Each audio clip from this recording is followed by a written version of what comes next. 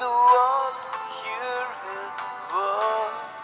ஒன்று செய்கிறேன், பின்னானவைகளை மறந்து முன்னானவைகளை நாடி கிறிஸ்து இயேசுவுக்குள் தேவன் அழைத்த பரம அழைப்பின் பந்தய பொருளுக்காக லக்கை நோக்கி தொடர்கிறேன். பிலிப்பியர் 3வது அதிகாரம் 13 மற்றும் 14வது வசனங்கள்.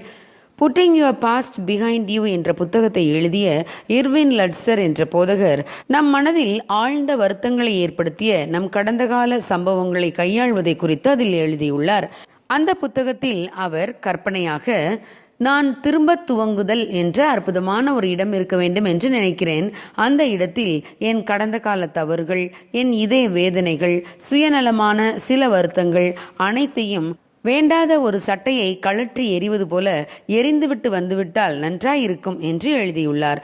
மேலும் அவர், ஆனால் அப்படி ஒரு அற்புதமான இடம் தேவ பிரசன்னத்தை தவிர இந்த பூமியில் வேற எங்குமே இல்லை.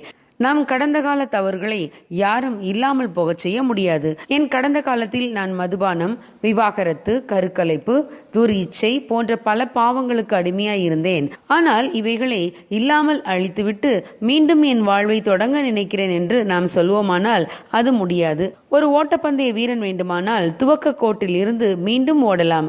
ஆனால் வாழ்க்கையில் யாருமே ஸ்டார்டிங் லைனுக்கு ஒருபோதும் மீண்டும் வர முடியாது.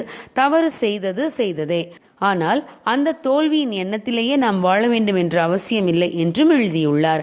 பிரியமானவர்களே, நாம் என்றைக்கு இயேசு கிறிஸ்துவை நம் சொந்த இரட்சகராக ஏற்றுக்கொண்டோமோ அன்று இயேசு நம் பாவங்களெல்லாம் மன்னித்து அவைகளை தம் முதுகுக்கு பின்னாக எறிந்து விட்டார்.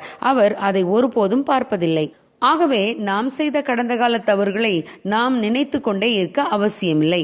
ஆகவேதான் தேவன் அப்போஸ்தலனாகிய பவுலை நினைவுபடுத்தி பின்னானவைகளை மறந்து முன்னானவைகளை நாம் நாடி செல்ல வேண்டும் என்று எழுதி வைத்துள்ளார்.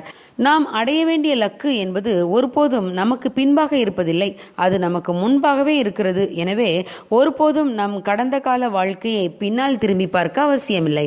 அப்போஸ்தலனாகிய பவுல் முன்னானவைகளை தேடி ஓடுவதால் தான் மிகுந்த ஆதாயம் கிடைக்கும் என்று நினைத்தார்.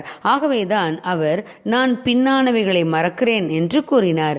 பழையவைகளை மறந்து நம்மை நாமே மன்னித்து நமக்கு முன்பாக இருக்கும் லக்கை மட்டும் பார்த்து ஓடினால் நாம் நிச்சயமாக ஜெயித்து விடலாம். இல்லை என்றால் பிசாசு பழைய காலத்தில் நடந்தவைகளையே ஞாபகப்படுத்தி நமக்கு குற்ற உணர்வுகளை கொடுத்து கொண்டே இருப்பான்.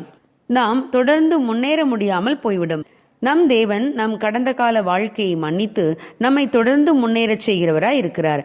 ஏசாயா 43வது அதிகாரம் 29வது வசனத்தில் தேவன், நானே உன் மீறுதல்களை என் நிமித்தமாகவே குலைத்து போடுகிறேன், உன் பாவங்களை நினையாமலும் இருப்பேன் என்று கூறுகிறார். பிரியமானவர்களே, இந்த தேவனிடத்தில் மட்டும்தான் நம் பாவங்கள் முழுவதும் மன்னிக்கப்படுகிறது. ஒரு புதிய வாழ்க்கை ஆரம்பமாகிறது. நம்மை புதிதாய் பிறந்த குழந்தையைப் போல மாற்றும் தேவ பிரசனத்துக்குள் ஓடி வருவோம்.